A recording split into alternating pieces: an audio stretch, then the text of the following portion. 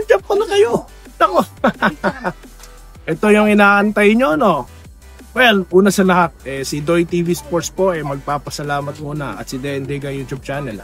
17K subscribers na po tayo guys, no? Dahil po sa inyo yan. Alright, nasan tayo ngayon? Nandito po kami sa mga lahat, no? Ibig sabihin, lahat kayo nakasubscribe sa akin. Maraming salamat po guys. Road to 18K na po tayo. Okay, ang mas pinalakas ko, no? At dumadaming subscribers, mga legit.